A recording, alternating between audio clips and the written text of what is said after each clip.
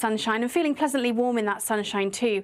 24 to 26 degrees across the south and into the low 20s further north. As we then look ahead to Sunday evening, we'll still continue to see those showers across the southern half of the country, perhaps a little drier across the immediate south coast for a time. Some late sunshine possible here. But across parts of Northern Ireland, northern parts of England, across much of Scotland, we'll continue to see those heavy downpours through Sunday evening. However, the very far northeast of Scotland, perhaps holding on to some lower cloud, some mist and murk, perhaps some rain and drizzle over any high ground here. As we then go through the rest of Sunday evening, it will turn a little drier across northern parts of England, parts of Wales, southwest England too, but further showers pushing up from the south, affecting southern and eastern parts of England into the early hours of Monday morning, and further showers as well across Northern Ireland and parts of Scotland, perhaps merging to some longer spells of rain here too. Not quite as mild as what we saw on Friday and Saturday night, but temperatures still widely into the double figures. And that does mean quite a mild but damp start for many of us on Monday morning, although perhaps a little bit brighter across northern parts of England, Wales and southwest England too.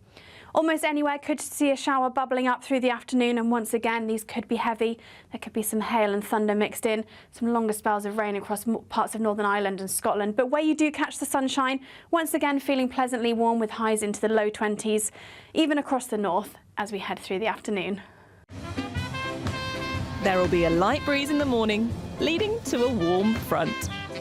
Boxed heat pumps, sponsors of weather on GB News. Westminster, the ultimate clique. And you're fighting like rats in a sack. But here on the Camilla Tominey Show, we ask the questions the establishment media is too scared to ask. OK, let me ask you a straight question, because I know you're a straight-talking politician. Whether it's net zero, illegal immigration or law and order, nothing is off limits. You had the power then. Yeah, as I and say, now you've lost it. That's the Camilla Tominey Show, a politics show that's fearless. But no, let me finish my question if you don't mind, because it is my show. Sundays at 9:30, only on GB News, the People's Channel, Britain's news channel. The Camilla Tominey Show, Sunday mornings from 9:30. She left office 35 years ago, which seems incredible. God, that makes me feel really old. I remember being at school when she was deposed. Oh, that makes me feel really old, because I was way beyond school. Well, I was 47 yesterday, so... Well, happy birthday. Thank you. Carry on. Well, so there are three generations that have grown up that weren't alive when Margaret Thatcher was Prime Minister. And there are so many myths that have built up about her that... and part of the reason I wrote it was because my personal trainer, I broke my hip 2 years ago. Yes. So I had to get a personal trainer to the rehab. And he's 25, or was then.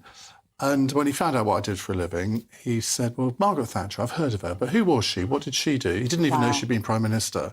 And I was like slightly horrified by this. So this is really aimed at those generations.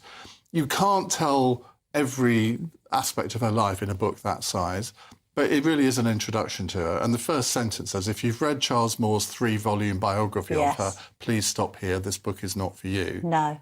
So it's an it covers most of the introduction to important her. things. And by the way, maybe that revelation by your PT does ask questions about the national curriculum and history teaching. They should do a section, shouldn't they, on our first female Prime Minister, arguably. But what's the challenge then when you're writing somebody's life up? I mean, and what a life she led. Well, I found out that it's much more difficult to write a short book than a long book, because you really do have to be concise. I was told I had 30,000 words. I said, well, that's a pamphlet, not a book. So I stretched it to 45,000. But normally a biography would be 120, 150,000 words. So it really was quite a challenge to condense it all. And what do you leave out? I mean, I wasn't going to do a chapter on Northern Ireland, but as I was writing it, I thought, no, you can't do that. GB News, the People's Channel. Join me, Nana Okoye, for an informative, interactive news programme with a difference. It's fun. No, he didn't say that, though. I'm so surprised. I think there's an element of truth to that. Join me from 3 p.m. every weekend, only on GB News, Britain's news channel.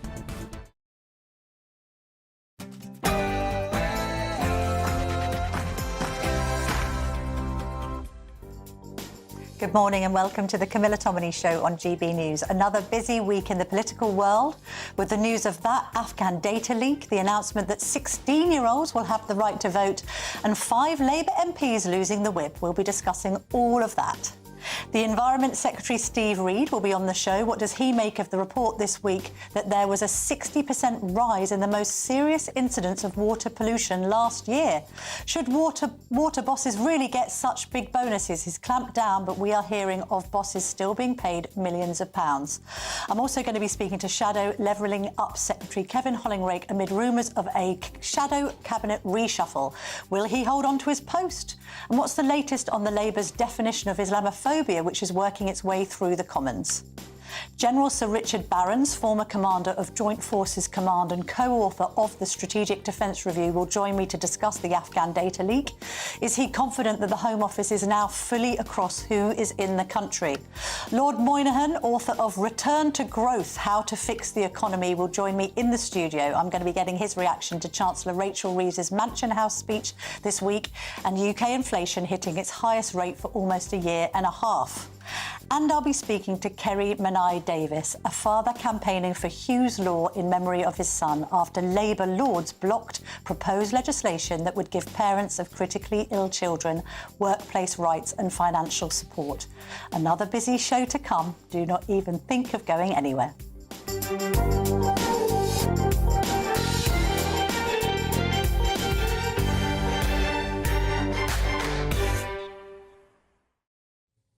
Joining me now to review the Sunday front pages is Deputy Political Editor of The Spectator, James Heal. Morning, James. Morning, Camilla. Let's get stuck into migrant hotels. Got 2 different tales being told. First of all, by the Mail on Sunday about a crime explosion in migrant hotels. Tell me more. Yeah, so there's about 32,000 people living in these migrant hotels. And what the paper's done, really, is go through lots of different court records and revealed that at least 312 asylum seekers have been charged with 708 crimes over the past 3-4 years. 312 have been charged with over 700, so a crime, 2 crimes each. Yeah, absolutely. So this is about exposing what these people are doing here, actually going to be putting a lot of pressure on social services. And I think it comes after a while where we've had sort of 5 years of asylum hotels, really, since the sort of boat crisis began, and actually not much reporting on what these people have been doing here. And of course, understandably, given that most of them are men, most of them unable to work, they are basically quite bored, and unfortunately, a significant number, it seems, appear to be committing crimes here. Obviously, alleged. We'll wait and see the outcome of some of these cases. Just that headline's just caught my attention. 41 migrants from just one hotel charged with a litany of crimes. Absolutely. That's just from one hotel. Yeah, so this is the Thistle City Barbican in central London. And I think it's quite striking in recent weeks. We've seen politicians going to some of these migrant hotels and seeing, for instance, the bikes that are there, alleged sort of fast food companies being involved with them. And this has been looking at actually tracing all the crime records back to different places and where they're staying. So I think this is one of the big criticisms of the current setup, which is that hotels are supposed to be sort of places for economic growth in different areas, supposed to have places where people can go there and stimulate the local economy. Actually, what now seems to be happening is that they're hubs in which crime is being committed and becoming bits of hotspots, unfortunately. They must just be laughing at the Home Office. I mean, just being let in, being given room and board. In some cases, I think Shadow Home Secretary Chris Philp did the video about the Deliveroo trucks and things outside, and then just committing crime against UK and other citizens and getting away with it, seemingly. It's just unbelievable, really. Yeah, and unable to deport them as well, because we've had a drop in foreign national deportation orders as well. Well, on that theme, it's quite a good headline here in The Sun on Sunday. Taken for a ride. Ex-Serco boss lifts lid on migrant hotel scams. And one of them is 2 caught making OnlyFans sex film. Well, I think at least this is a sort of story about consent. And, I mean, talk about integration in the UK. It's a very modern British story, isn't it? Yes, we're asking people to assimilate. Yeah. And what better way of demonstrating integration than starring on OnlyFans? Absolutely. One of the few sort of British companies that is really thriving currently is OnlyFans. Let's get into the detail of this. 2 asylum seekers were caught making an OnlyFans adult website sex film in their taxpayer-funded hotel. The Syrian man was found romping with a woman migrant on camera during a room inspection by astonished staff. A former manager said, and I quote James, "The guy had the whole setup, a camera on a tripod at the end of the bed, sex toys everywhere. It was pretty obvious what was happening." Well, I suppose that's one way of becoming economically active as a migrant into the UK? Absolutely. Talk about smashing the gangs. I think... James, honestly, it's a Sunday morning. Sorry, forgive me. But yeah, I mean, crazy story. And again, we don't know what these people are doing here. And it's only when you get a room inspection that you see some of these kind of stories coming out. And I believe that, yeah, this is a former boss lifting the lid on what's been going on in these hotels, because they're so cut off from the rest of society that we don't actually know kind of the dynamics involved, what sort of habits they're getting up to. And I suspect that we're going to see much more of this over the summer as the boats are not stopped and we see more and more pressures on these hotels once again. But also, I mean, taken for a ride also is summed up in some of the other tales here. TikTok boasts of free bed and board. Sold off toiletries and a vacuum cleaner that had been taxpayer funded, so they're selling the stuff that they've been given. Jobs at kebab shop, car wash and barbers, not just Deliveroo. The Serco manager says many of the migrants I dealt with were flouting the system that was put in place to help those in need. Absolutely. More or less sums it up. This is why the kind of post-war conventions put in after the horrors of World War II are really coming under strain, because people are frankly taking advantage.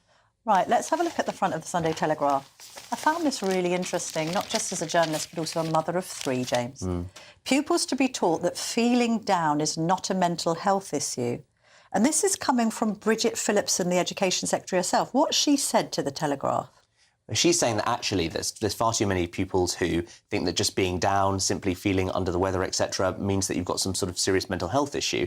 And she, I think, is quite rightly pointing out that we have an unsustainable sickness benefits bill set to hit 100 billion by 2030, and is trying to encourage that there's sort of lessons in class that we only have for things like sexual health, etc., actually be updated to take account of mental health. And make sure the fact that actually what your symptoms, feeling a bit gloomy, feeling a bit blue, doesn't mean you've got a serious condition like anxiety and depression, because we're so used to now putting scientific labels on things we considered normal 20 years ago. Just feeling down. Teachers have been told they must avoid encouraging pupils to self-diagnose normal feelings as problems such as anxiety and depression.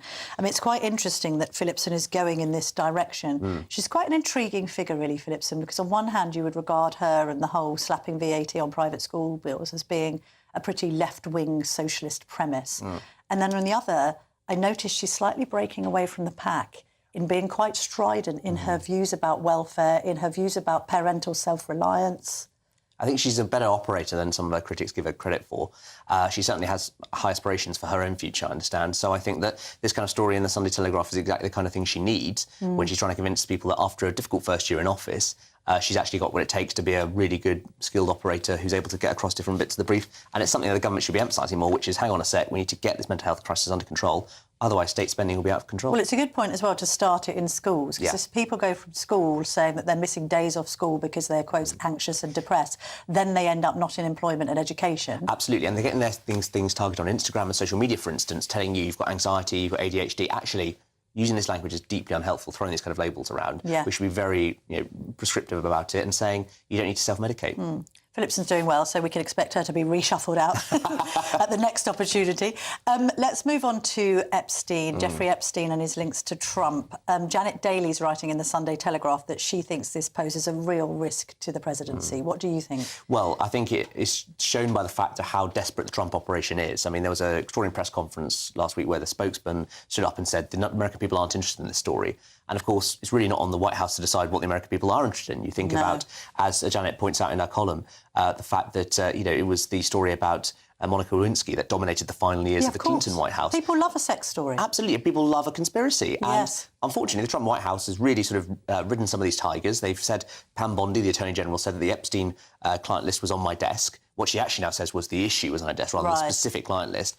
But they've basically opened up Pandora's box here. I mean, everyone, by the way, has got access to this Rolodex. I saw Epstein's Rolodex, God knows years ago. How long ago? I mean, we've been writing about this for 2 decades. Absolutely. And I always think you can sort of re-release the old stuff because people are so hungry for it now. I know. People forget that we did write all this. There's also conspiracy theories online like, well, you knew about this. We were reporting it at the time. We just didn't have social media. Like, you only know about this because we reported on it. But anyway. But they're talking about the new media. It's really interesting to see the podcasters turn on him. So podcasters were a huge part of Trump's election strategy last year, going on them. And now you see them actually breaking with him, saying, oh, I'm not sure Trump's just like the others, etc. And I think the fact that he's being so dunked on Truth Social, his chosen platform of choice, thousands of negative comments on there, suggests he may have lost his base on this one. But it's a massively risky strategy to literally say nothing to see here when people have kept the receipts. Precisely.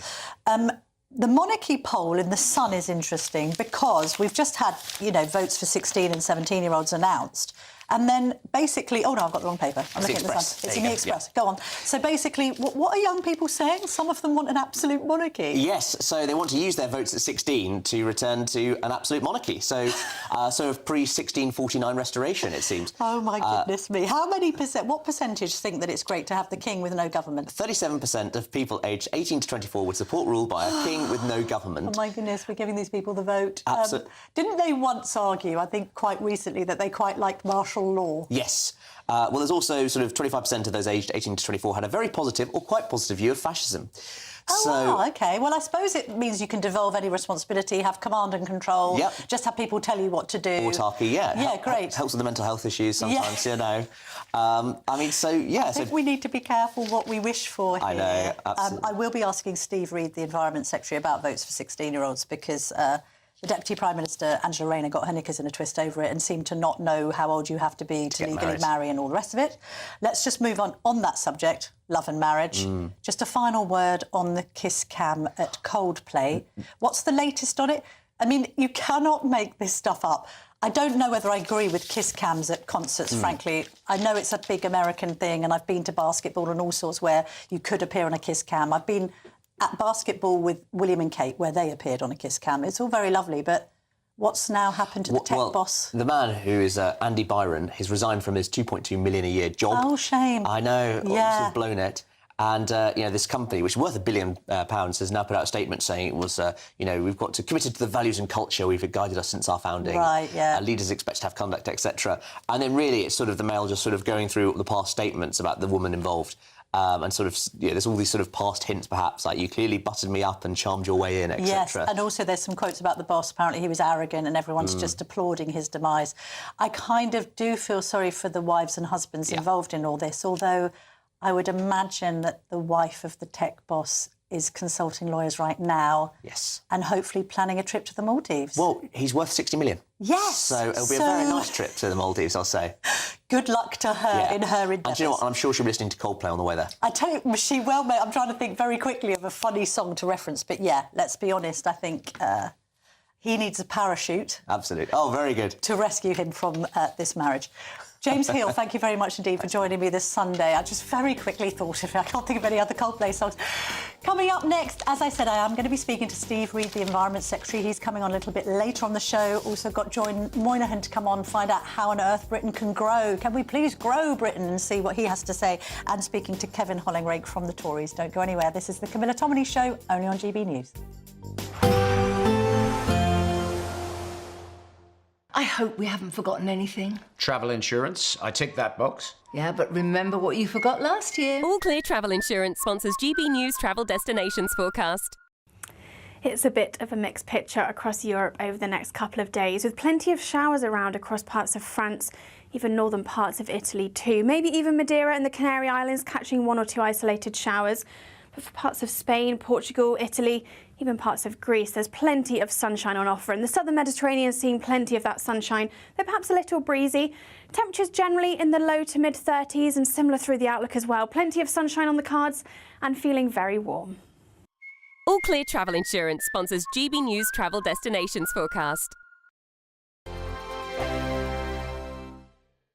At GB News, we love to hear from you, our loyal community. So drop us a line at gbnews.com/yoursay. There you can talk to each other and also to the presenters live on air. gbnews.com/yoursay, because GB News is your channel, Britain's news channel.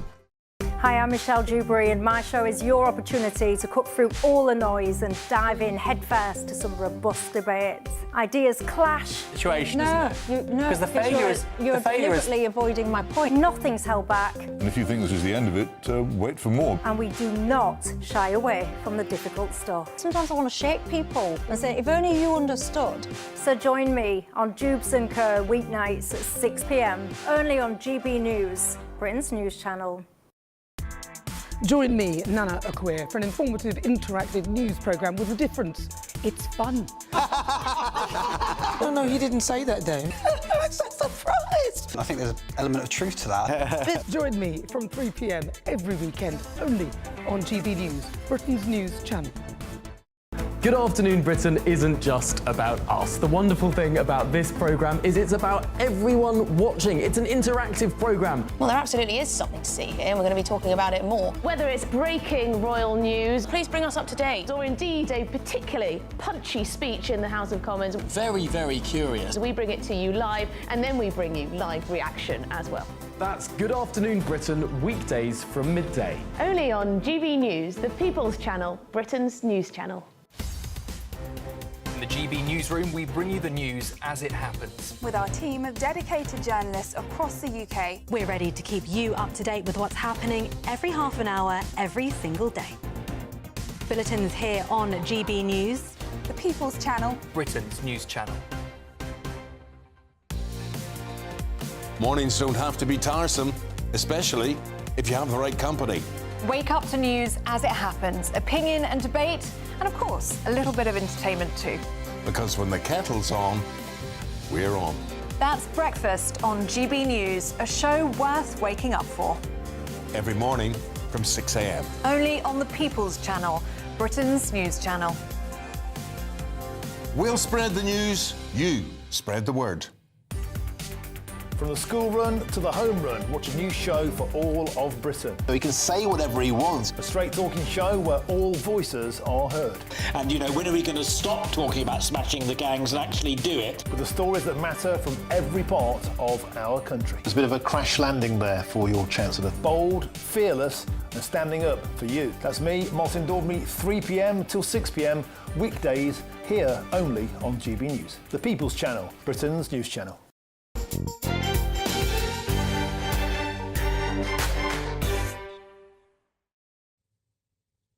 Welcome back. Joining me now is the Conservative life peer and author of Return to Growth, How to Fix the Economy, Lord Moynihan.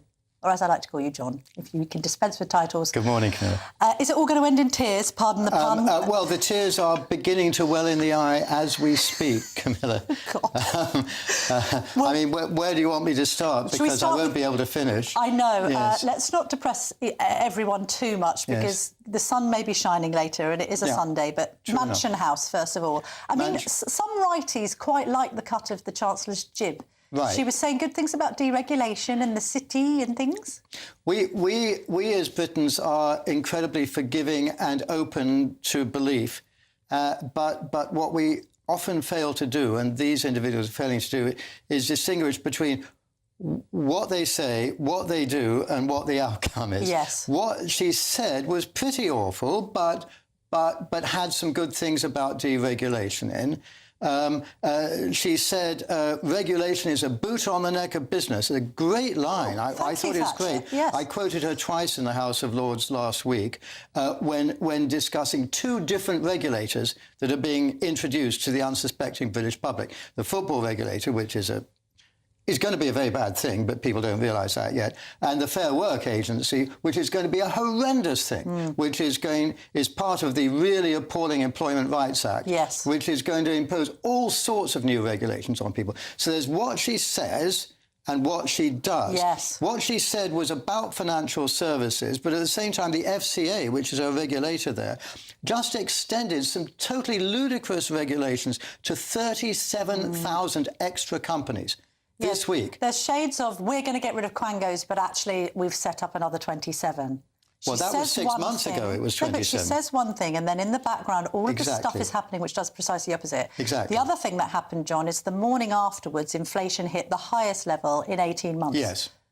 Where's inflation going in your mind? Further up? The pressure will be upward. Because interestingly, if you do release regulations on bank lending, which is one of the things she announced, banks will lend more, the money supply will go up, the inflationary pressure is higher. Yeah. And at the same time, the Bank of England is lovely. You go onto their website and they say, well, we use interest rates, short-term interest rates to change long-term interest rates, which is a final admission by them that they can't really control long-term interest rates. They can only do short-term ones, and that there is an impact, which they've never admitted before. Now, unfortunately, they are lowering short-term interest rates, which will raise long-term interest rates.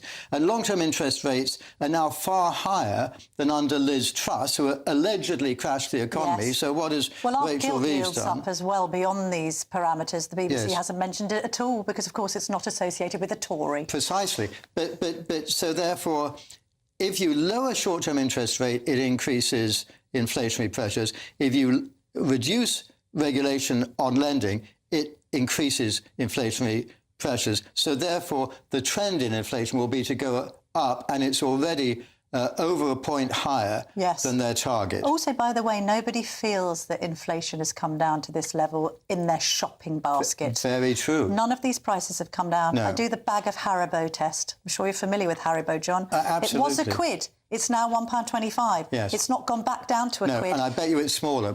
The packet's probably got fewer sweets in it. I say this as a mother of three, everybody. I'm not eating these Haribo all myself. Therefore, inflation in the supermarket is actually 25%, not 2 or 3. Correct. Do you know the Norwegian-born shipping baron John Fredrickson? I do. He lived round the corner from me. Have you ever been to his 300-year-old old rectory in Chelsea, John?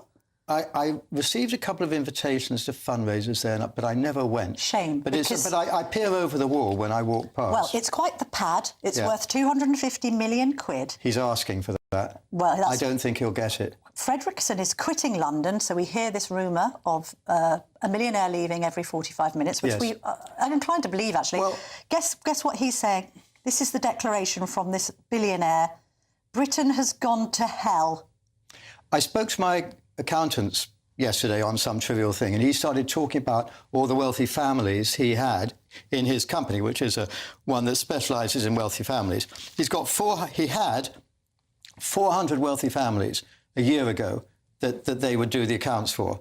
75 of them in the last year have left. Now, everybody, the left-wing warriors say, oh, the hell to them, if they want to leave, then so what? Well, mate, your benefits are not going to be paid, or there won't be the money to pay your benefits anymore. And what's more, it's not just billionaires and millionaires. It's young high strivers. It's people in their 20s who are saying, I'm fed up with this. I'm fed up with this life here where there's no future prospects. I'm going off to Dubai or America or Australia. Australia was being discussed with some of my fellow staff members out in the green room. What do we think about where the economy is headed in general, John, just finally, because obviously you're a growth expert? Yes. Now, we had that squeeze last month down to 0.1%. By the way, Rachel Reeves reacted to that under Truss and said we should have an emergency budget because the economy had contracted by 0.1%. She's not saying that now, strangely. This growth is not happening, is it? They're in a trap. Back to what I say, what I do, what the outcome is. What we know is you have to reduce the size of government, reduce the level of taxes, and reduce the amount of regulation. And they're sort of saying that. Apart from tax, they're saying, we'll increase tax, whatever happens, because you ought to pay more tax. Aren't you a decent person? Shouldn't you pay more tax? But apart from that, they say they'll bring those down. But the reality is, size of government is going up. Thousands of civil servants every week, more. Thousands of them. Yes, I know. And also, regulators, everything, just the size of government going, and of course, benefits going up and up and up. Government spending is going up. Government spending going up and up and up. It's heading towards half of the entire economy. It's going to be a catastrophe.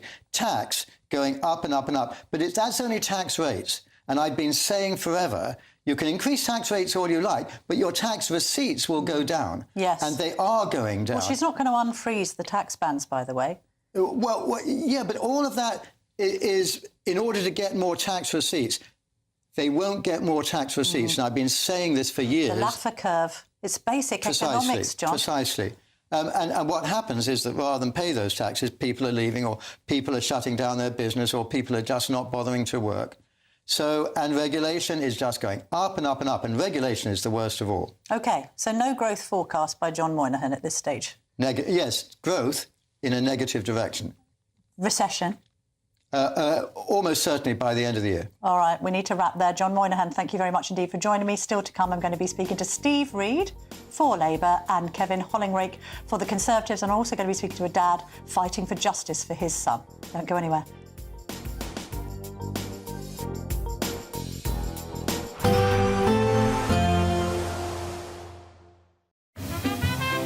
Heavy showers first thing will be followed by a warm, cosy day.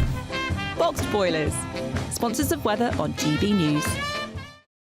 Good morning, welcome to your latest GB News weather from the Met Office. There's a lot of heavy and thundery showers around on Saturday, and Sunday's looking pretty similar too, though perhaps feeling a little less humid than it has done recently. An area of low pressure sits down towards the southwest of the UK with various bands of rain and showers swirling around, pushing their way northwards as we go towards Sunday afternoon. We'll continue to see some longer spells of rain across parts of northern Scotland through Sunday afternoon, but almost anywhere could see a shower. But between those showers, there will be a bit more brightness than we saw on Saturday, some sunshine, and feeling pleasantly warm in that sunshine too. 24 to 26 degrees across the south and into the low 20s further north. As we then look ahead to Sunday evening, we'll still continue to see those showers across the southern half of the country, perhaps a little drier across the immediate south coast for a time. Some late sunshine possible here. But across parts of Northern Ireland, northern parts of England, across much of Scotland, we'll continue to see those heavy downpours through Sunday evening. However, the very far northeast of Scotland, perhaps holding on to some lower cloud, some mist and murk, perhaps some rain and drizzle over any high ground here. As we then go through the rest of Sunday evening, it will turn a little drier across northern parts of England, parts of Wales, southwest England too, but further showers pushing up from the south, affecting southern and eastern parts of England into the early hours of Monday morning, and further showers as well across Northern Ireland and parts of Scotland, perhaps merging to some longer spells of rain here too. Not quite as mild as what we saw on Friday and Saturday night, but temperatures still widely into the double figures. And that does mean quite a mild but damp start for many of us on Monday morning, although perhaps a little bit brighter across northern parts of England, Wales and southwest England too. Almost anywhere could see a shower bubbling up through the afternoon, and once again these could be heavy. There could be some hail and thunder mixed in, some longer spells of rain across parts of Northern Ireland and Scotland. But where you do catch the sunshine, once again feeling pleasantly warm with highs into the low 20s, even across the north as we head through the afternoon. There will be a light breeze in the morning, leading to a warm front. Boxed heat pumps, sponsors of weather on GB News. Imagine having an extra £1,000 to spend each week for an entire year. £54,321 in tax-free cash could be yours. Cash to spend however you like. £54,321 in cash could be landing in your bank account this year. For another chance to win £54,321 cash, text cash to 63225. One entry costs £2.50 plus one standard network rate message, or text bonus to 63225. 5 entries cost £5 plus one standard network rate message. Go to gbnews.com/win. Entries start at £2.50. Call 0903 686 3232. Calls cost £2.50 plus your network access charge. Or post your name and number to GB14 PO Box 8690 Derby DE1 9TT. UK only. Entrance must be 18 or over. Lines close at 4 p.m. on the 1st of August. Please check the closing time if listening or watching on demand. I'm Camilla Tominey. This is GB News, Britain's election channel. Good afternoon, Britain. Weekdays from midday. And Tom, look what I received this morning. This is so sweet. Oh! Isn't that cute? From one of our viewers and listeners. A little, I think it's homemade. Shall I hold it up? Yeah, you hold it up. And a little tiny matching hat as well, which is very cute. Goes up here. So there you go, a little matching hat. And also a lovely little blanket as well. Wow. This is from Judith from Leeds, who wrote me a lovely little letter, and to Patrick as well, wishing us well, saying that she loves watching our shows, and I hope we enjoy this little outfit. So there you go. It's like your little baby is with us already. So yes, Judith, I hope you're watching, because thank you very much indeed. It's really sweet of you to send that to me. It took a little while to get to us, but we've got it this morning, so that's so cute. It's incredible craftsmanship, actually. I'll make sure to take a little picture when the baby arrives. Are you sure your baby isn't going to be French? It's just something French around it. It's a good thing I like France, so there you go. Oui, oui. That's very cute indeed. I just thought I'd say thank you, because it was a really nice surprise this morning. Yeah, no, it is actually really, really lovely. It does, I mean... To bring a tear to your eye, Tom. Well, we haven't really... Feeling very emotional. I was going to say... New life. We haven't really mentioned, your pregnancy in a little while. And after the big reveal. You're still with us for a few months more before your due date. I have to depart, yes. Yeah. Don't worry, you've got me for a little longer. We'll see how it goes. Marvellous See how it stuff. goes. It'll be rolling me in. Before I leave this desk. It'll be a GB baby. GB News baby. GB baby. GB News, the People's Channel.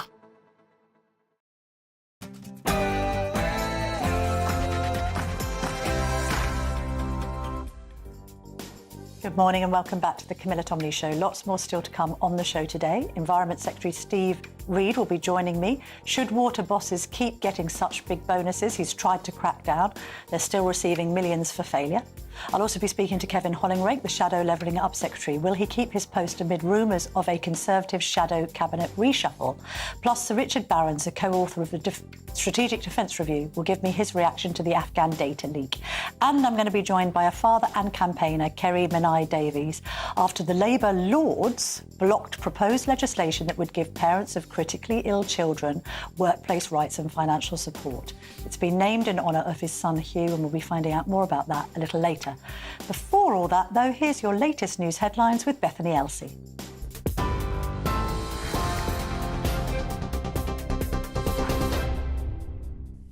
Camilla, thank you. A very good morning to you. Here's your top stories from the GB newsroom at 10 o'clock.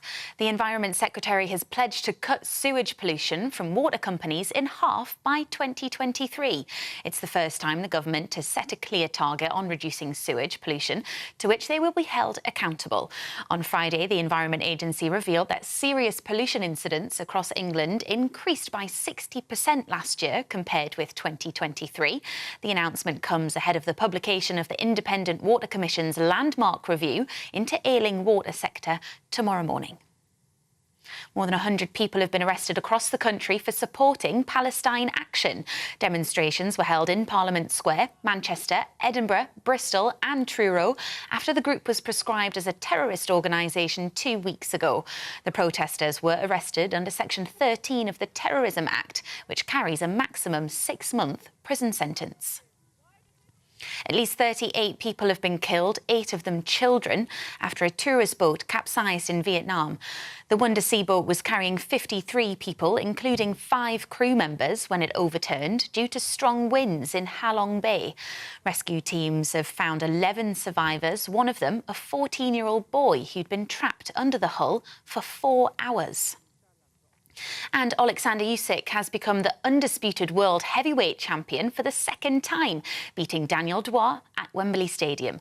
The Ukrainian got the better of the opening 4 rounds before producing a knockout in the 5th to further cement his status as one of the sport's all-time greats. It's the second time the pair have fought. Usyk also beat Dubois in Krakow in 2023.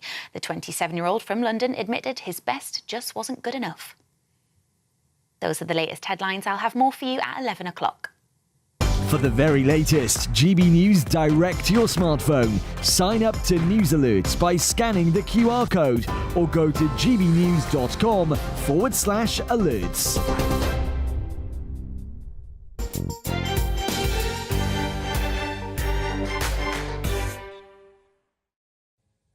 Thank you, Bethany. Lots more still to come on the Camilla Tominey Show today. Environment Secretary Steve Reid, Shadow Levelling Up Secretary Kevin Hollinrake, and the remarkable story of Kerry Menai-Davies and his family campaigning for Hugh's law. But first, joining me now is former Commander of Joint Forces Command and the co-author of the Strategic Defence Review, General Sir Richard Barrons. Lovely to see you today. Thank you very, very much indeed for joining me. Can I get your reaction to the Afghan data leak story? Because it's taken on a new turn. Obviously, we found out that there are countless Afghans that have been granted asylum here that probably shouldn't have been in the first place. Now a story on the front of the Sunday Times saying that the MOD has unwittingly leaked the names of members of the Special Forces onto the internet for the last decade without any action being taken. This is quite the shambles, isn't it? Yes, it is. I think shambles is absolutely the right word. And these two things are separate. The absolutely unforgivable leak of a database of both Afghans who had fought alongside British soldiers in Afghanistan, to whom we as a country had committed to bring to safety in the wake of the collapse of the administration in Afghanistan. That's unforgivable. And then attached to that, the names of some of the special forces and intelligence operators who had worked with those Afghans. This sort of thing just cannot happen in the world that we live in. And then when it did happen, and I'm sure that will be very carefully investigated, then it is necessary to do what has been done, which is to move heaven and earth to bring those people to whom we have an obligation to safety. The second leak is a list of people in what is essentially a regimental or house magazine. It's a magazine with a tiny circulation that tells people in a given regiment where the people that they know are. And it turns out that for many years, those lists, which were never intended for wider distribution, make pretty clear that some names are attached to the special forces. And that just cannot work in the world we live in now, because not many people are interested in these magazines, but the Russian and Chinese embassies most certainly are. Yes, it would have been fine perhaps for them to have featured in the magazine 25 years ago, but not when we're all on social media. How concerned are you that we have allowed people to come here who might not have Britain's best interests at heart? We note that 1 in 16 Afghans identified in the data breach had general claims for asylum. That means that 15 in 16 didn't. We also suspect perhaps that people who might be linked to the Taliban have been able to come here, according to the Telegraph yesterday, some with literally not just dozens, but hundreds of relatives. So I don't know the details. What I do know is that the MOD-led system across government that scrutinised the list of Afghans who claimed to have worked with British forces was as well done, frankly, as it can be. It was a huge effort. It didn't always go well, and they had to go around some things 2 or 3 times, but they did go to great lengths to make sure that the people who came were people that we knew had fought alongside us or worked with us. Does that mean that some people slipped through it? Almost certainly, and I think inevitably that's partly a price to pay for the requirement to bring people who we did fight with back here. This is a really complex problem, and I think now that these schemes are closed, at least it's bounded. A D notice was originally issued, and that means more of a non-legally binding arrangement between the press and indeed the MOD to protect sensitive information. It's converted into an injunction under Ben Wallace, the former Defence Secretary, and then after Ben Wallace leaves office and Grant Shapps takes over, it's converted into this super injunction. What's your view of the use of the super injunction? Sledgehammer to crack a nut? So, in my view, if at the time the super injunction was sought, there was a credible set of evidence after coherent analysis that if word of this leak got out, then forces like the Taliban would acquire the information and they would go after people. I think that's plausible. I think, as a report subsequently identified, as time passes, then it became clearer that there wasn't a great pursuit of the individuals that have been identified, and the risk was reducing. But I accept, and having been in similar roles myself, it's really hard when to know to turn that sort of thing off, and now it's been turned off. But we've discussed, haven't we, Sir Richard, the fact that this has been a shambles from start to finish. It's involved successive governments and indeed civil servants. I mean, you're a military man. Ordinarily, if somebody makes a mistake in the military, they face court-martial and are disciplined. I'm getting the impression here that nobody is going to be held accountable for this. I mean, we can engage in a blame game if we like, but somebody somewhere along the line, maybe it's the original Royal Marine that leaked the stuff, I don't know. We have to have some degree of accountability. Well, how can we make sure that those who were responsible are held responsible? Yes, I completely agree. This sort of leak is just unacceptable, and when the MOD looks carefully, and I'm sure it is, at why and how it happened, it's most unlikely that it was malevolent. It's almost certainly negligence or stupidity or poor supervision or lack of training. But it's just not acceptable in the world we live in now, where leaking that sort of information puts lives at risk, undermines the integrity of really important institutions like the Special Forces. And we now operate in a world of much greater risk and challenge of state confrontation and conflict. And the stakes are much higher. So this cannot go on, and people will have to lose their jobs if they are guilty of this sort of mistake. I mean, maybe we need to see each Defence Secretary involved, so Wallace, Shapps and indeed Healey, hauled before the Defence Select Committee and answer questions about what they knew when they knew it and what they knew about the shambles that was unfolding at the MOD on their watch. What other way is there for the public to demand scrutiny? So I think you raise a really interesting question, because the way Parliament scrutinises matters of great secrecy, which is led by the Intelligence and Security Committee, it's always been a bone of contention. And my own view is that we have not done a good enough job of equipping parliamentary committees with the security clearance and the supporting staff that would allow them to scrutinise a Secretary of State from any department who's responsible for a very secret matter, to do that well and to do it privately. This is, I don't think, something that works well in public, but I do expect Parliament to be able to ask people what has happened and how this came about and what they've done about it. And if it has to be done in secret, do it in secret and do it well. On to Russian spies. You were mentioning the Chinese and the Russians having a heyday with some of the information that has appeared online at the hands of the MOD. We've had the UK sanctioning 18 Russian military intelligence officers and 3 GRU units for a wide-ranging campaign involving cyber hacking, arson and sabotage. What threat do Russian spies specifically pose to the UK, Sir Richard? So I think this is really significant. We apparently have seen a growing trend, according to the Security Service, of agents of the Russian state in the UK acting almost with impunity, as you say, arson, sabotage, disruption, influencing our politics, that kind of thing.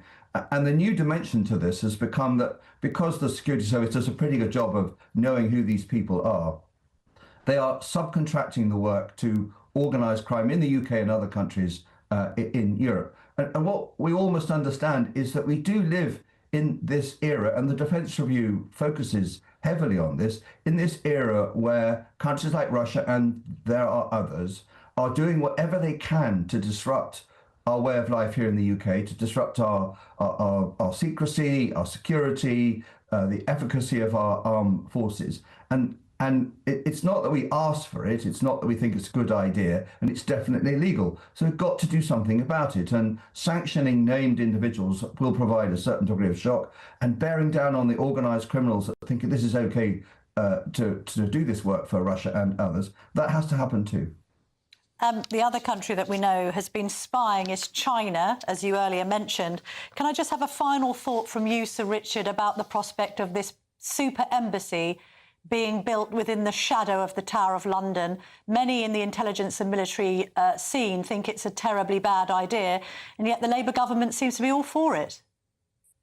So I think the only justifiable criticism of the location of that Chinese embassy is if it somehow gave that building access to the cables that deliver the information that essentially makes the city and national life operate. Personally, if I was assured that building would not have any greater access to that kind of information than a building anywhere in London, then I think the objection would be much reduced. And we have to recognise China is a huge force in the world now and in the future, and we are going to have a discussion with China. We're going to have to recognise China will act only in China's interests. So they are going to have an embassy. It's got to be somewhere. Of course, they will prosecute a very skillful and frankly at-scale espionage effort against the UK, as other countries do to each other. But the location of this building, I think, is a technical thing that can be managed. But let's make sure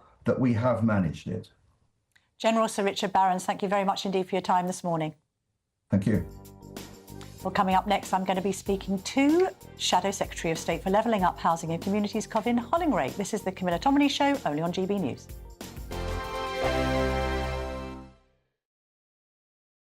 Westminster's full of talk, but out here, it's the real world. Am I allowed to talk then? No, that's it. This is where it matters, real people and real lives.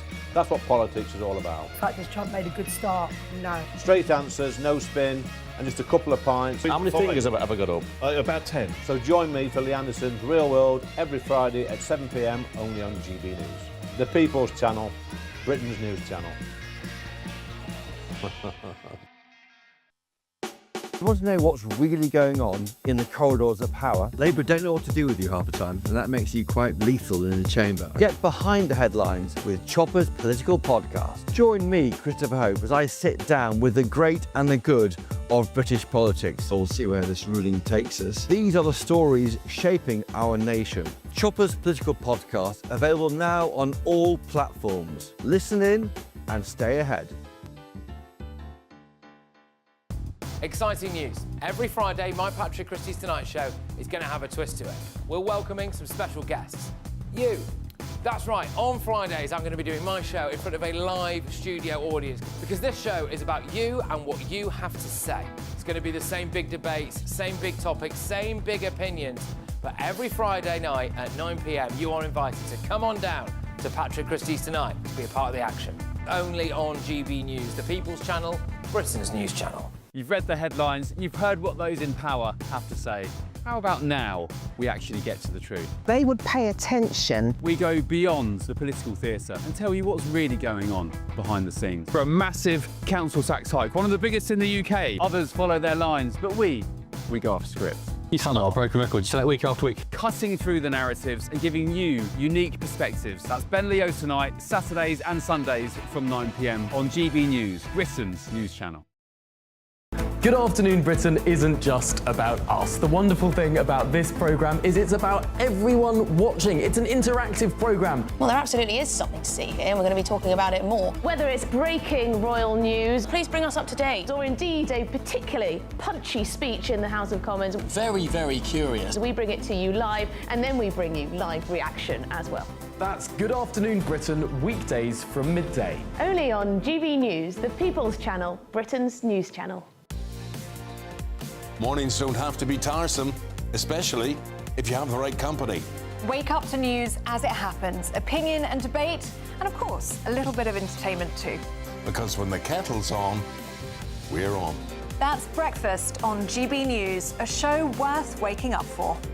Every morning from 6 a.m. Only on the People's Channel, Britain's news channel. We'll spread the news, you spread the word.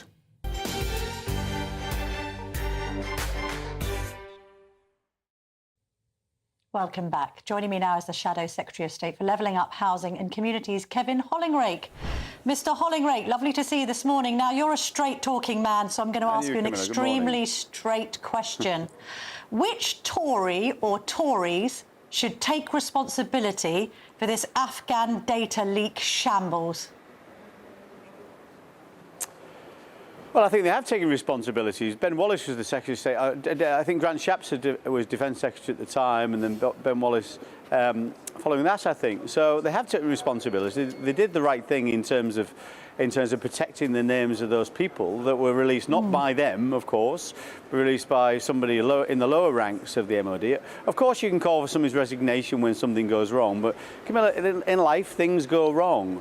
What you've got to think about next is what do we do about it now? So, I mean, so you can call for resignations, but those people are not even even members of Parliament anymore. But they sought to do the right thing after somebody lower level in the Ministry of Defence made the mistake of releasing the names of those people. But this is an epic level of bungling, isn't it? We've got a situation where, according to Johnny Mercer, your former Conservative colleague, about 1,000 to 1,200 members of the Triples, who are those Afghan forces that literally fought alongside British troops, should have been given sanctuary in the UK because they literally faced being murdered by the Taliban. We've now got over 25,000 Afghans who have come to the UK, of whom 15 and 16 don't have any right really to be here. We don't really know who they are or who they're linked to. Some of them might be actual Taliban. And the Home Office has lost its grip on who they are and where they are. And unfortunately, the Tories must take some responsibility for that, mustn't they, Mr Hollinrake? Well, Ben Wallace did. He's been quite clear in his interviews, and you can follow his threads on Twitter. We took a lot of time to make sure the people coming here, and that did, that you could say that put some lives at risk. The fact we had to take time to make sure people were properly vetted in Afghanistan before they came here. There's always, of course, that's got to be that balance with people's UK citizens. That's got to be the primary importance. But these people fought for us in other jurisdictions. Sure, we've got a some responsibility of them did. for them. Obviously, mistake happened. Obviously, mistake. Well, and they're dependent. Lots so of them didn't. We've got to support the. What? Sorry. What? Lots of these people didn't fight for Britain. They were just on a list. So what I'm saying is, from your perspective now, in order to try and undo some of this damage, should we retrospectively check every Afghan that's come in, make sure that their claim is legitimate, and if it isn't legitimate, what do we do about them? Well, of course we should. And if anybody's here illegitimately, they should be deported. And then we had a plan for that, of course, in Rwanda, and this current government scrapped it. We could have done that. Of course, it's more difficult to deport people to places back to Afghanistan where you've got the Taliban in control. But we had a solution for these people, like who come from Syria or come from Afghanistan. That was what Rwanda was all about. So you could send people to Rwanda, which would be the right thing to do if people are here illegitimately, and you can't send them back to their home nation. OK, so Ben Wallace leaves office, Grant Shapps takes over, an injunction is turned into a super injunction. Shapps then says on Friday that he's surprised the super injunction lasted that long. He's the one who extended it weeks before the last general election. The conclusion one automatically draws is that you extended that super injunction to avoid embarrassment before the country went to the polls. Well, it's interesting you say that when Labour extended it 8 times themselves, so I don't think that's right. Well, what about I'm sure you people extending made the decision. And what if they it was a bad idea for Labour to extend it, you shouldn't have extended it. I didn't say it was a bad idea. You said it was a bad idea. I said... Is it a bad idea to extend a super injunction to protect people's reputations? Well, I don't think it's to protect people's reputations, it's to protect people's lives. That's what it was there for. Now, I'm not close enough to that particular decision to decide whether Grant Shapps was right or the Labour government was right to extend it 8 times, but I'm sure they did it for the right reasons to try and protect people's lives. That's why they did it. Now, it's easy for you or anybody else stand on the sidelines and criticise, but these judgments are difficult. These decisions are difficult, and I have no doubt that Grant Shapps and Ben Wallace made those decisions in the right interests of UK security and the safety and security of those individuals. But the execution may have been wrong. I mean, I'm standing from the sidelines concerned that the taxpayer has funded to an estimated tune of £6 billion the possibility of importing actual Taliban terrorists to the UK. That's my concern here, Mr Hollinrake. Well, and I think it's a concern that's shared by most people watching. Well, I'm concerned about it too, and we're concerned about it too, which is why we put the checks and balances in place. And those things were prioritised over bringing people from Afghanistan to the UK. The £6 billion figure you quote is for the entire scheme, not just for the people that were the subject of this super injunction. But of course we're concerned about that, which is of course why we put the checks and balances in place to make sure those people were not members of the Taliban and wouldn't pose a threat. But in terms of your overall question, should we make sure these people that are residing in the UK today are not a threat to the UK? Of course we should. And if they are, they should be deported. Let's move on to domestic matters. I think you're somehow involved in the working group that's looking at this definition of Islamophobia. Is that right, Mr Hollinrake? It definitely is not. I'm somebody who's very critical of the working group. The working group is made up of somebody. Yes. Yes, I've raised concerns many times about it. This is effectively a working group that's chaired by Dominic Grieve, who is in favour of a definition of Islamophobia, which I am not. And the other 4 people on the working group are all Muslims, and there's nothing wrong with moderate Muslims in this country. We're not talking about Islamists here, but nevertheless, you're looking at this from one side of the equation. I'm very concerned that we end up with a definition of Islamophobia which shuts down free speech and any criticism of a religion. That should never happen. Of course, we should protect individuals of the Muslim faith. The law currently does that. Various different laws do that in this country. What I do not want to see is a situation in this country where you cannot criticise a religion. I am very critical of some of the practices of some of the Muslim communities in this country. Cousin marriage, for example, Sharia councils, very critical of those things. I should be able to be critical of those things. And I fear this new definition will mean I cannot be critical without being criticised as being an Islamophobe. And the most pernicious effect of this, of course, is when our public sector organisations implement this kind of definition, and it will end up shutting down free speech and making sure people in this country are not all treated equally. Some will be more equal than others. Forgive me, yes, because you've said that you think there should be more critical voices in this working group, and you've also raised concerns that the Labour government seems to be keeping the members of this group in secret. We're not finding out who's on this group and which bodies they represent.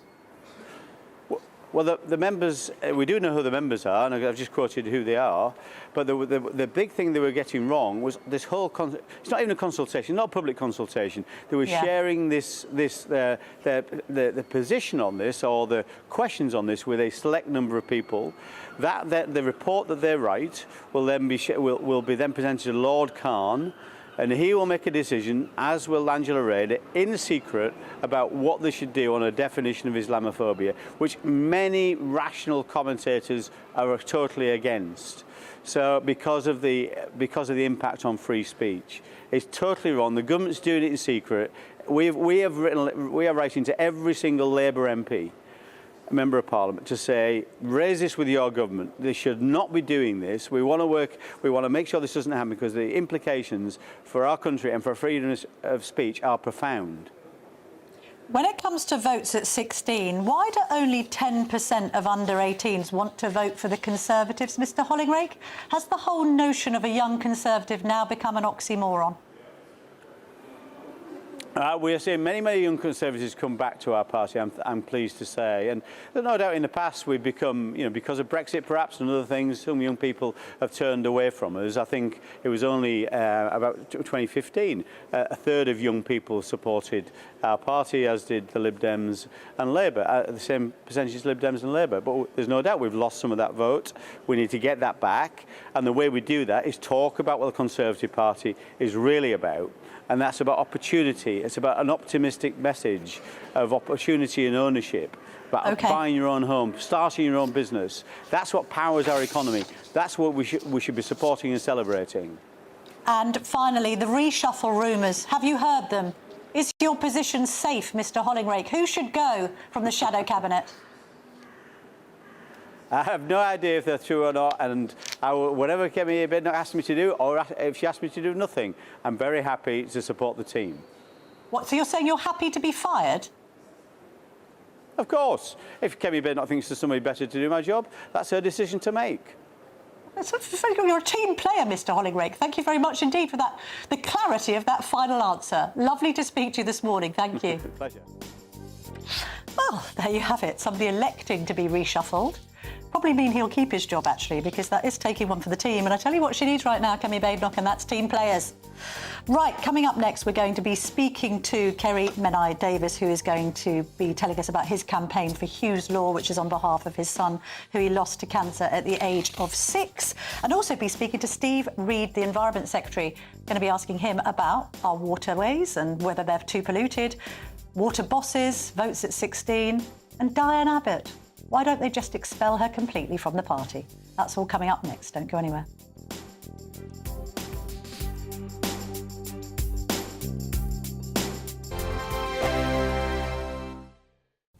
Good morning. Welcome to your latest GB News weather from the Met Office. There's a lot of heavy and thundery showers around on Saturday, and Sunday's looking pretty similar too, though perhaps feeling a little less humid than it has done recently. An area of low pressure sits down towards the southwest of the UK, with various bands of rain and showers swirling around, pushing their way northwards as we go towards Sunday afternoon. We'll continue to see some longer spells of rain across parts of northern Scotland through Sunday afternoon, but almost anywhere could see a shower. But between those showers, there will be a bit more brightness than we saw on Saturday, some sunshine, and feeling pleasantly warm in that sunshine too. 24 to 26 degrees across the south and into the low 20s further north. As we then look ahead to Sunday evening, we'll still continue to see those showers across the southern half of the country, perhaps a little drier across the immediate south coast for a time. Some late sunshine possible here. But across parts of Northern Ireland, northern parts of England, across much of Scotland, we'll continue to see those heavy downpours through Sunday evening. However, the very far northeast of Scotland, perhaps holding on to some lower cloud, some mist and murk, perhaps some rain and drizzle over any high ground here. As we then go through the rest of Sunday evening, it will turn a little drier across northern parts of England, parts of Wales, southwest England too, but further showers pushing up from the south, affecting southern and eastern parts of England into the early hours of Monday morning, and further showers as well across Northern Ireland and parts of Scotland, perhaps merging to some longer spells of rain here too. Not quite as mild as what we saw on Friday and Saturday night, but temperatures still widely into the double figures. And that does mean quite a mild but damp start for many of us on Monday morning, although perhaps a little bit brighter across northern parts of England, Wales and southwest England too. Almost anywhere could see a shower bubbling up through the afternoon, and once again these could be heavy. There could be some hail and thunder mixed in, some longer spells of rain across parts of Northern Ireland and Scotland. But where you do catch the sunshine, once again feeling pleasantly warm with highs into the low 20s, even across the north as we head through the afternoon. At GB News, we love to hear from you, our loyal community. So drop us a line at gbnews.com/yoursay. There you can talk to each other and also to the presenters live on air.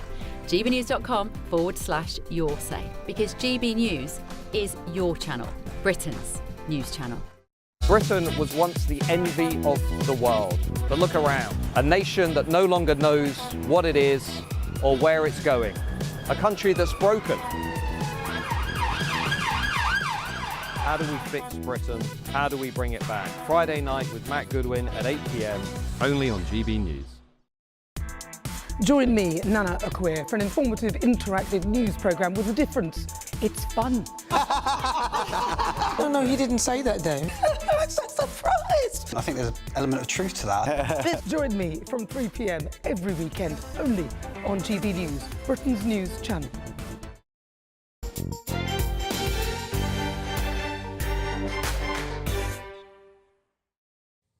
Welcome back. Really important story coming up next. Joining me now is the campaigner for Hugh's Law, Kerry Minai-Davis. Lovely to see you today. Thank you very much for coming in.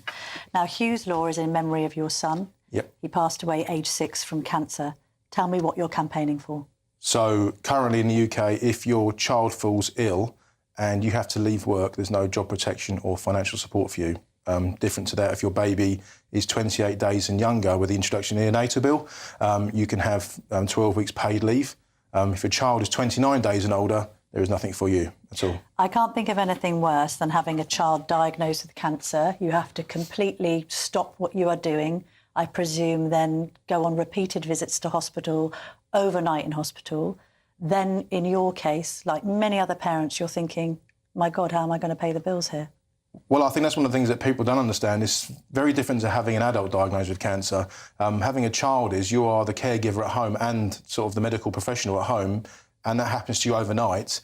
And, you know, it's not that you can just go and leave your child in the bedroom to play the PlayStation. You have to be vigilant on the case. An example of Hugh, he was having really strong chemotherapy.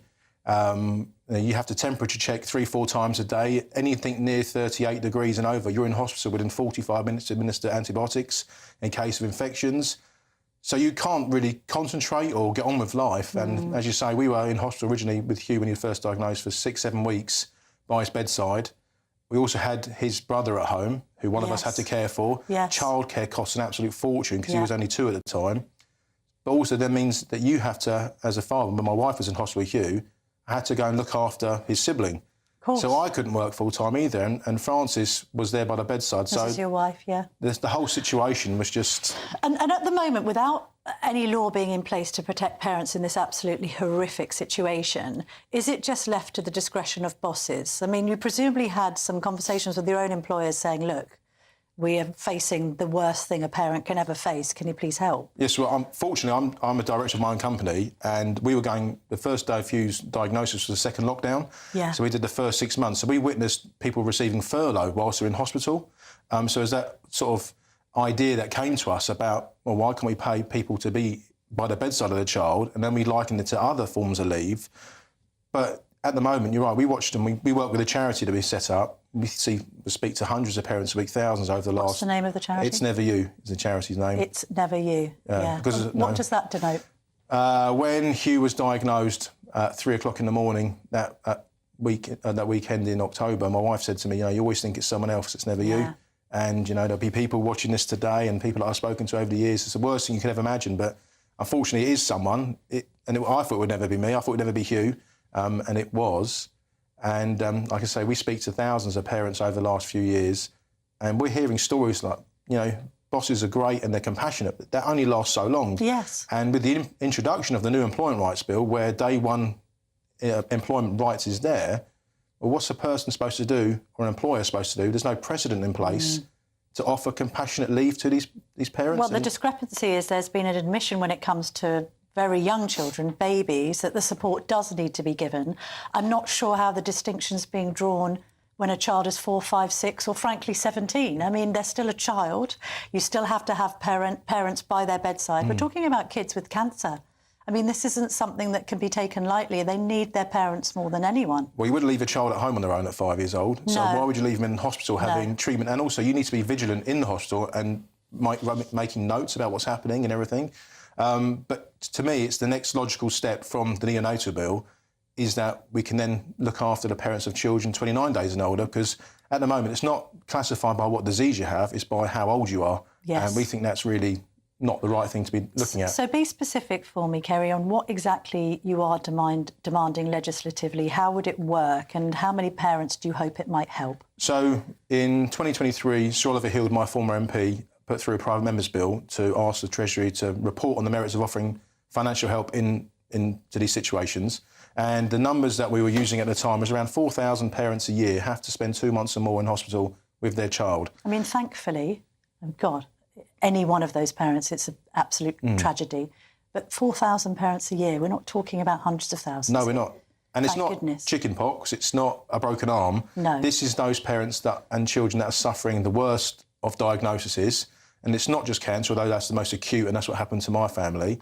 You might have organ failure, respiratory illnesses, pneumonias, those sort of conditions where a child doesn't get better at home on their own and needs consultant-led supervision and medication, and where the parent has to be by the bedside. And the numbers are relatively small, thankfully, and that's why we're a bit miffed as to why the numbers that we've presented to the government, they're relatively small compared to other government spendings, and we think that this is one of those spendings that I think the taxpayer would like their money to go on. Yes. Well, especially as we cover on this show, you know, the welfare bill is shooting up because we're giving benefits to people who've got mild mental illnesses. You're talking about a child who is 6 with cancer.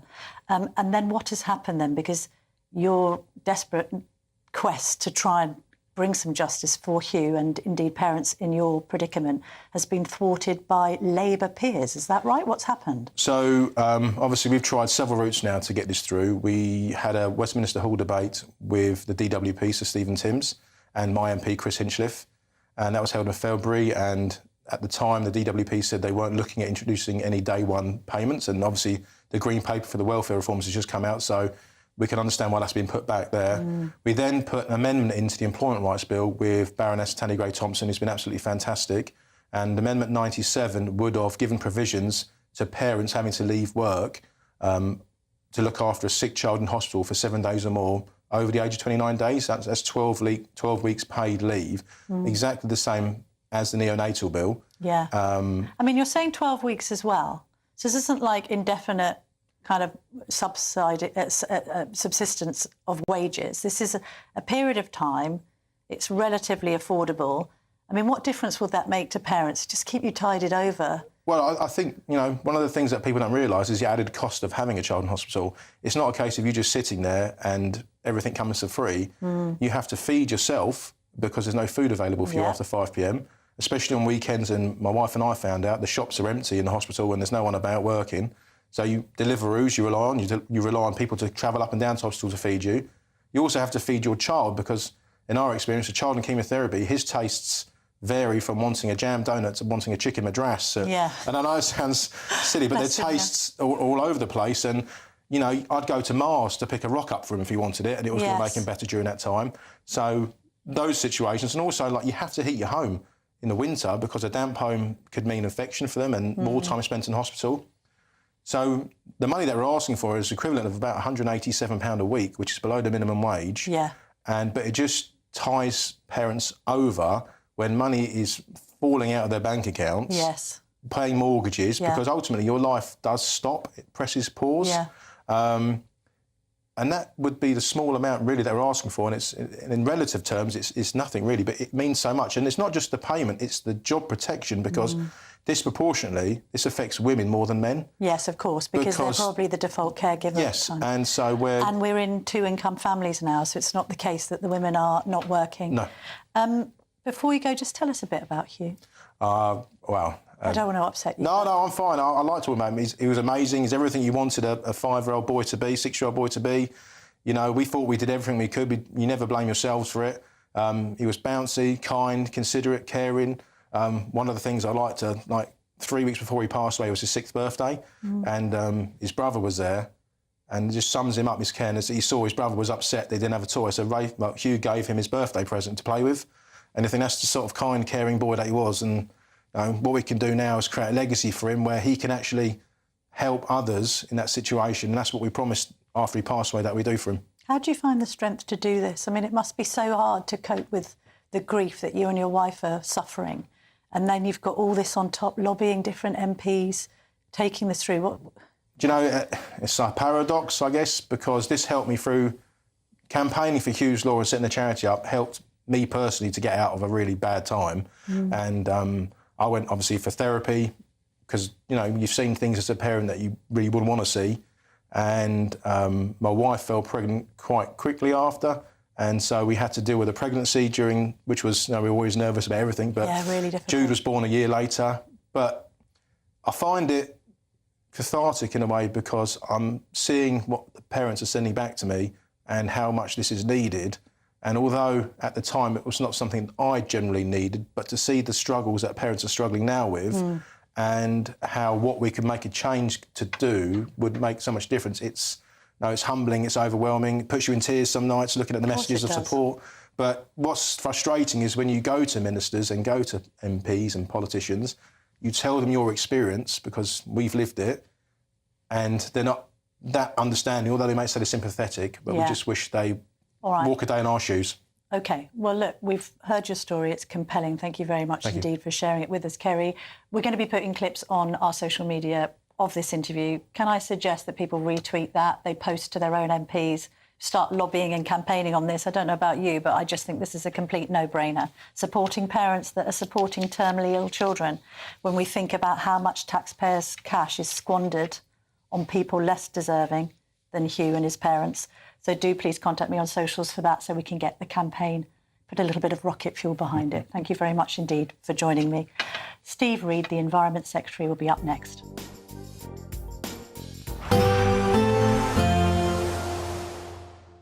I forecast a perfect holiday in the sun. Weather looking good then? For sure, and no worries about our travel insurance. All Clear Travel Insurance sponsors GB News Travel Destinations Forecast. It's a bit of a mixed picture across Europe over the next couple of days, with plenty of showers around across parts of France, even northern parts of Italy too. Maybe even Madeira and the Canary Islands catching 1 or 2 isolated showers. But for parts of Spain, Portugal, Italy, even parts of Greece, there's plenty of sunshine on offer. And the southern Mediterranean is seeing plenty of that sunshine, though perhaps a little breezy. Temperatures generally in the low to mid-30s and similar through the outlook as well. Plenty of sunshine on the cards and feeling very warm. All Clear Travel Insurance sponsors GB News Travel Destinations Forecast.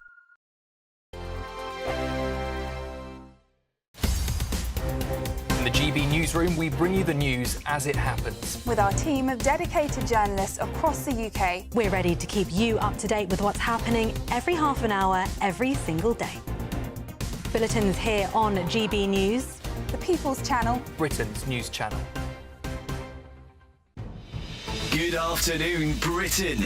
Weekdays from midday. Welcome to the Bakerloo line, where over the last year, 2 years, every single carriage seems to have been just absolutely covered in graffiti. So we're out this morning to try and do what the Mayor, Sadiq Khan, seemingly can't. Let's clean up the tube. Look, these doors used to be covered in graffiti, but no more. See, it's not impossible. Not impossible it is, because there is so much that can actually be done. And just a few friends of mine, actually a guy called Joe Reeve, who organised this all, he's from the campaign group Looking for Growth. And he got in touch and said, do I want to come? And I was like, absolutely, I bloomin' do. Because I think we can show some pictures of some of our work, which was just on Sunday morning. And it was actually remarkably simple. What we did was we sprayed the graffiti with sort of anti-graffiti spray, eco-friendly anti-graffiti spray, actually, as it is. I didn't know it was a thing. A bit of scrubbing, and look, it just comes off. I mean, this stuff is not rocket science. A total lack of imagination, a total unwillingness to do anything about the sort of social decay that we're seeing in our cities in the country at the moment. A laziness, a profound laziness and lack of political will at the heart of the governance of London that means that people are just like, oh, the washing machine's broken, we'll just live with this social decay. Well, no, you don't have to live with the social decay. You can come up with new ways to do things. You can give some people some sponges, some water and some graffiti spray and get that stuff off. It's not impossible. Pull your socks up, Sadiq. Do something about it. GB News, the People's Channel.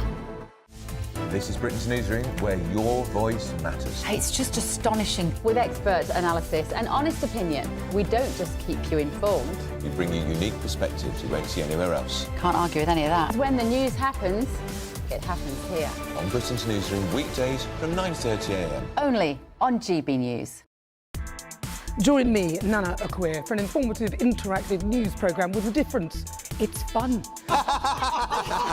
No, he didn't say that, though. I'm so surprised. I think there's an element of truth to that. Join me from 3 p.m. every weekend, only on GB News, Britain's news channel.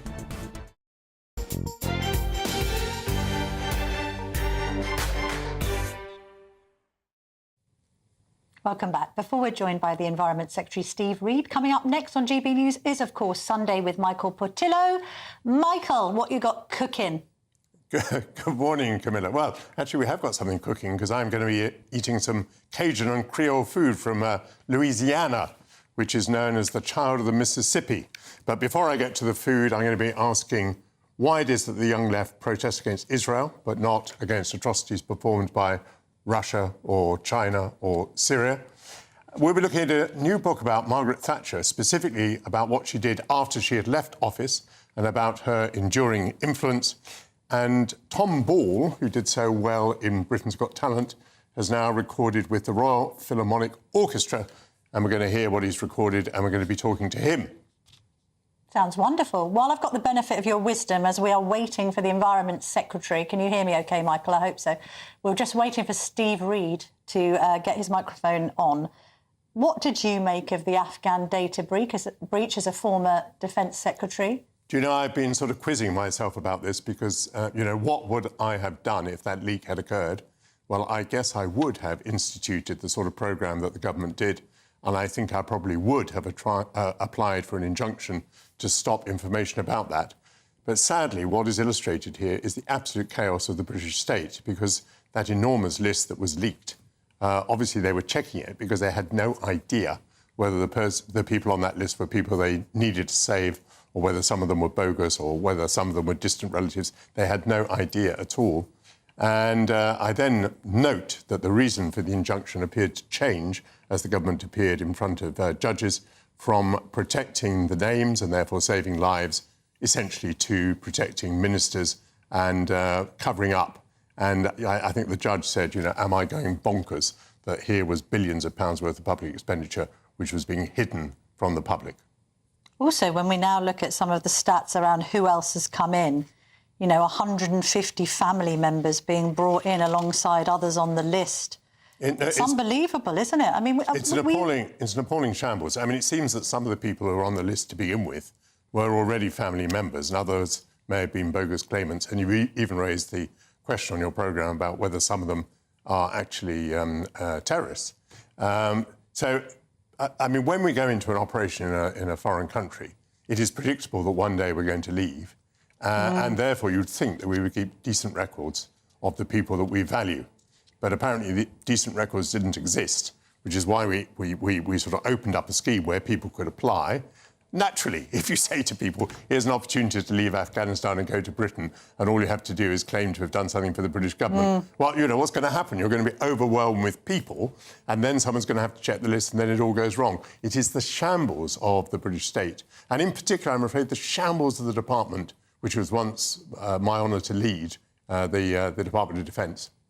Well, yeah, what's happened there? I mean, on one hand, of course, we can blame the politicians, and I think the likes of Wallace, Shapps and Healey need to explain themselves, as they were involved both in the injunctions and the super injunctions and all the rest of it, but also civil servants. I mean, where are the department chiefs sort of taking responsibility for what's gone on? Oh, no, well, forget that. There'll be no one taking responsibility. That's a subject for the birds, I'm afraid. But, I mean, one of the theories I have is that the Ministry of Defence is so vast. Is it, I forget now, is it 58,000 civil servants? But when you have so many people, of course, people are falling over each other to pass responsibility to each other, to pass the buck, to countermand each other's decisions. Responsibility becomes very, very diffuse. I mean, I think one of the first major reforms that could be made of the Ministry of Defence would be to cut the numbers drastically. But I'm afraid I say this on GB News more or less once a week. You know, it is extraordinary that we spend billions and billions of pounds on defence and get almost no usable defence at the other end. Also, isn't it problematic that, as well as the MOD, the other behemoth department that has been unruly and chaotic since the days of John Reed is the Home Office? So you've got double bungling from both the MOD in the data leak and the management of it, and then the Home Office in the management of the asylum claims, many of which appear to be bogus, actually. It's very deeply depressing, and departments were fighting each other tooth and nail because, of course, the Home Office did not want to increase its already horrendous problems by taking on a problem which had been created by the Ministry of Defence. But the Ministry of Defence wasn't equipped to run, as it were, an immigration policy. And so the departments sort of stood off from each other, which is why so many of these people were arriving on MOD property. They were being put into servicemen's houses, so that, you know, lots of people must have suspected what was going on, because the flights were arriving at Stansted and other places full of Afghans. Their houses were being taken over from the military to house these Afghans. We know now that the numbers were vast, that is to say, up to 22 family members accompanying the person known as the principal. Absolute shambles. I mean, a disgrace to our country. But at the heart of it, I would want to restate this, that there obviously were marvellous people who were working for the British government. We had a responsibility to them. One of the things that's quite depressing is we can't be at all sure that we've managed to save those people. What we do now believe is that we brought a lot of people over, some of whom have merit and some of whom do not. As I suppose you're hearing, no doubt you're hearing, Michael Portillo, we're still waiting for Steve Reed, so you and I need to keep chatting, which is always a pleasure, frankly.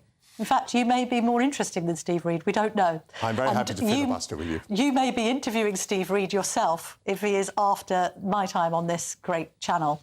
But I was intrigued to find out your reaction to votes at 16. When did you become a Conservative? How old were you, Michael? Oh, way beyond that. I mean, I can tell you that at 16, 17 and 18, I was a Labour Party supporter. Oh, yes, you were one of those. Yes, naive. Until I was about 15 or 16, I had a poster of Harold Wilson on my bedroom wall. For those of you who don't know, he was a Labour Party Prime Minister during the 1960s and 1970s. So my Damascene conversion occurred when I was at university. But my general reaction is that 16 and 17 is too young to vote.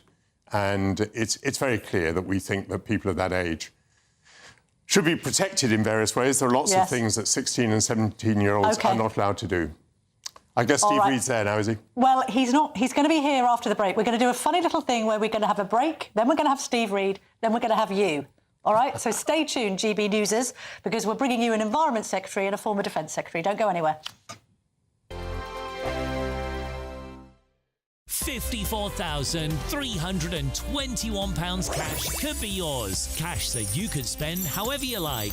It's like having an extra £1,000 each week for a whole year to play with. Someone is guaranteed to win this amazing amount of cash. So make sure that someone could be you. For another chance to win £54,321 cash, text cash to 63225. One entry costs £2.50 plus one standard network rate message. Or text bonus to 63225. 5 entries cost £5 plus one standard network rate message. Go to gbnews.com/win. Entries start at £2.50. Call 0903 686 3232. Calls cost £2.50 plus your network access charge. Or post your name and number to GB14 PO Box 8690 Derby DE1 9TT. UK only. Entrance must be 18 or over. Lines close at 4 p.m. on the 1st of August. Please check the closing time if listening or watching on demand. From the school run to the home run, watch a new show for all of Britain. So he can say whatever he wants. A straight-talking show where all voices are heard. And, you know, when are we going to stop talking about smashing the gangs and actually do it? With the stories that matter from every part of our country. There's a bit of a crash landing there for your Chancellor. Bold, fearless and standing up for you. That's me, Martin Daubney, 3 p.m. till 6 p.m, weekdays, here only on GB News. The People's Channel, Britain's news channel. Westminster's full of talk, but out here, it's the real world. Am I allowed to talk now? No, that's it. This is where it matters, real people and real lives. That's what politics is all about. In fact, has Trump made a good start? No. Straight answers, no spin, and just a couple of pints. How many fingers have I got up? About 10. So join me for Lee Anderson's Real World every Friday at 7 p.m, only on GB News. The People's Channel, Britain's news channel. You want to know what's really going on in the corridors of power? Labour don't know what to do with you half the time, and that makes you quite lethal in the chamber. Get behind the headlines with Chopper's Political Podcast. Join me, Christopher Hope, as I sit down with the great and the good of British politics. We'll see where this ruling takes us. These are the stories shaping our nation. Chopper's Political Podcast, available now on all platforms. Listen in and stay ahead. It's Patrick Christie's Tonight, and here we do things differently. It's explaining the absolute madness of this, doesn't it? It's explosive. I mean, this is very good. It's lively. 850. Your government sat there, Sean, and it did nothing. It's controversial. And the Middle East has been in turmoil since before I was born. It's everything you need to kickstart your evening. Everyone's had their Weetabix tonight. I love to see it. That's Patrick Christie's Tonight, weeknights from 9 p.m. Only on GB News, the People's Channel, Britain's news channel.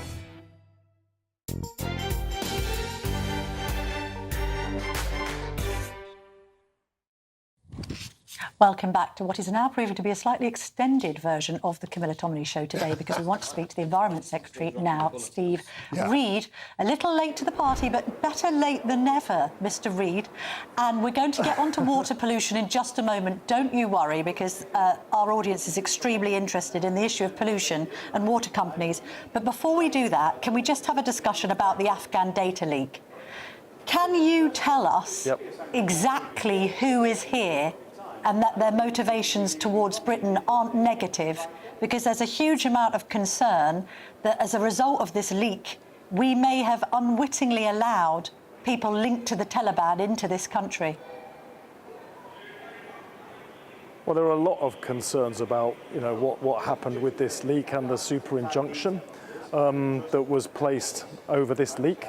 That, of course, happened before the general election. After the election, the incoming Defence Secretary, John Healey, within weeks ordered a review of what had gone on.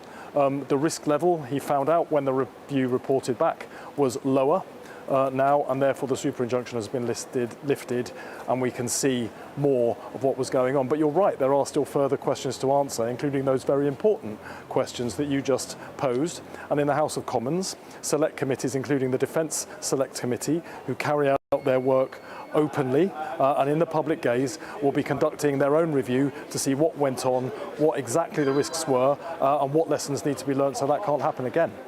OK, I mean, you're saying that John Healey acted within weeks. Let's be honest about this. You sat on the super injunction for a year. I appreciate there was a legal process going on. Does the Home Office now need to reassess those who have come in, not least after the Telegraph has run stories saying that some of them have brought in 150 relatives, and find out that the people who have come here from Afghanistan aren't linked to terrorism? Well, as I understand it, there have been biometric tests conducted of people who came in through this route, and those claims have not been substantiated. So as we understand it, those problems are not real problems, but of course there needs to be a comprehensive review of what has happened, every single aspect of it. That is best done by the select committees in the House of Commons. They're cross-party, they operate under the public gaze, so we can all see exactly what has been happening, and then we can allay the kinds of very real concerns that you've just put to me. OK, but sorry, should I just clarify that? Are you saying you're not concerned that any of these people that have come in as a result of this leak might not have the best of intentions towards Britain? I say that because one Afghan colonel, who did indeed help the British but was left behind. Meanwhile, so we had one Afghan colonel who helped but was left behind. So some of the people that have actually left, that helped us, have been left in Afghanistan. Yep. Meanwhile, we've had others coming in, well, Camilla, including someone with 150 family members. If that includes fourth cousins and distant in-laws, how on earth can we be sure what their motivations are? We can't be sure, can we? Well, Camilla, I'm very concerned about this, extremely concerned about this, which is why I want those selector committees to carry out this work and find out exactly what has gone on. All I was saying is that the information that I have been given is that there were sufficient checks on the people coming in to mean that those fears you're raising are not the case. But of course I'm concerned about it. Of course I want there to be a light shone on this, so if things have gone wrong, we know exactly what those problems are. All right. If some wrong-uns have slipped through the net, should they be deported? Well, if people have come into the country who shouldn't be here, then they would be removed. You know, over the last year, the government's removed over 30,000 people who were here and had no right to be here. So that is what would happen, I presume. OK. You've come out with a couple of announcements today on water. You're saying that you want to halve water pollution by the end of this Parliament. The Telegraph has given a slightly different view of it and said that what you're proposing may increase the bills of middle-class families. It seems to me as if whatever water companies do and whatever the bosses pay themselves, the inevitable result is that the bills of ordinary people end up going up, Steve Reed. Well, the reason people's water bills went up so shockingly last year, and I was furious about that as everybody else was, is because our water sector is completely broken. That's why we're seeing big bill rises. That's why we're seeing record of levels of pollution in our rivers, lakes and seas. It's disgusting. Nobody wants to see that. It's also damaging the economy because we're not building the water to allow house building to go ahead. We're not building the reservoirs to catch the rain so that we've got enough tap water when we have drier periods, and that's why we're having hosepipe bans at the moment as well. This government is putting in the building blocks to completely reform the sector, a root and branch reform of a failing sector. So we banned the payment of unfair multi-million-pound bonuses to water bosses. We brought in £104 billion of private sector investment that started to be spent this April to upgrade and replace those crumbling water pipes and sewage pipes. And tomorrow I will get a report from Sir John Cunliffe that I asked him to compile about how we change the rules that govern the water companies so we can have a water revolution in this country and never again allow the failures of the past to happen in the future. That means cleaner rivers, lakes and seas. That means no more massive unexpected shock bill hikes like the ones that we got last year. And it means we get the water captured in reservoirs, so when we get dry spells like this spring, we're less likely to need hosepipe bans because we saved the water when it came from the sky.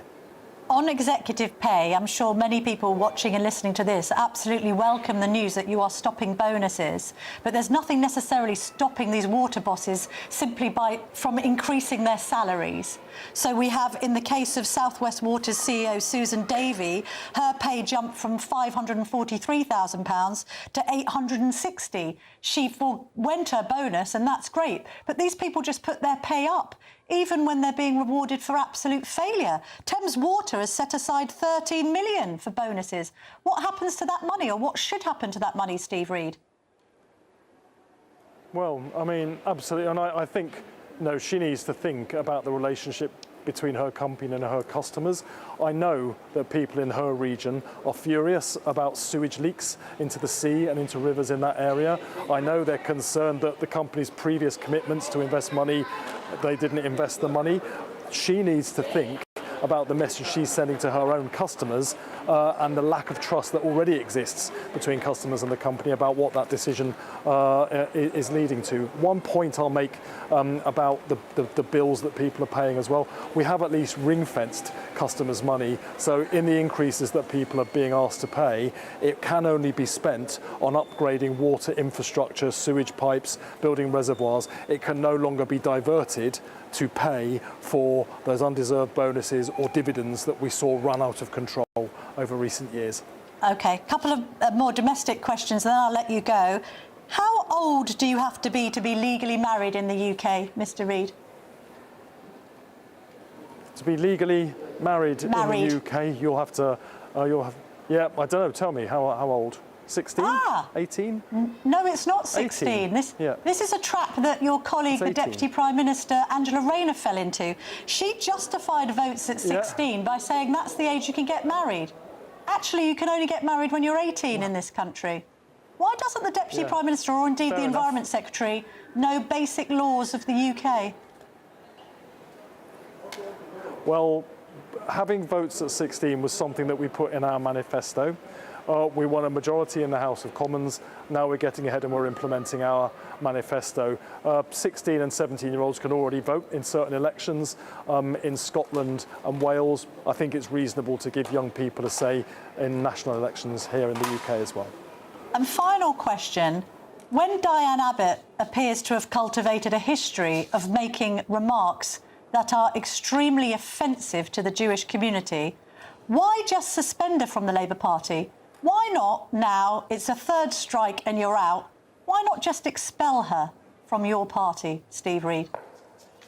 Well, she's been suspended, and that means all of those questions are being looked at. It's not for me, I'm not part of the process that will conduct the investigation into what's precisely has happened. They will have the chance to speak to her as well, so we'll have to wait and see.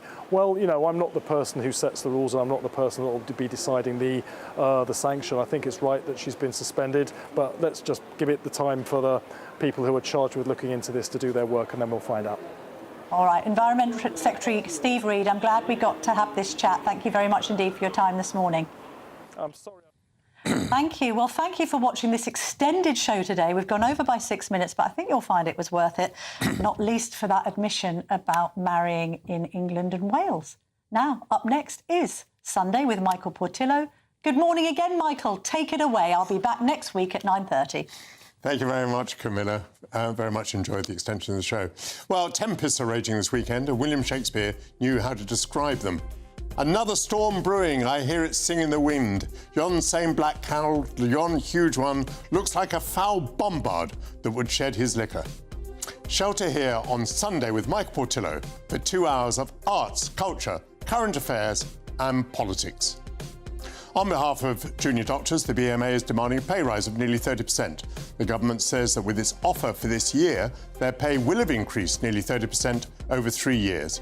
Do Labour governments always find that trade union support comes at an unbearable cost? My panel will opine. On Tuesday, a major data breach, which led to thousands of Afghans being secretly relocated to this country, became public knowledge for the first time. Retired British Army officer Colonel Richard Kemp will be here to discuss that and the latest conflict in the Middle East.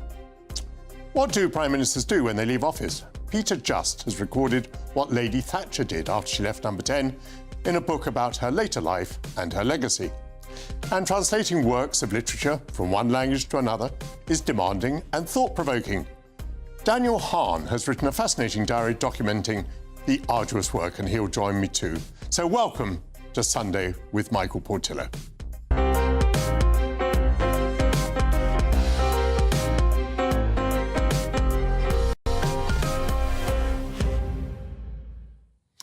Whilst Labour-backed Backbench MPs seem to believe that the job of a Labour government is to redistribute wealth by increasing the scope of the welfare state.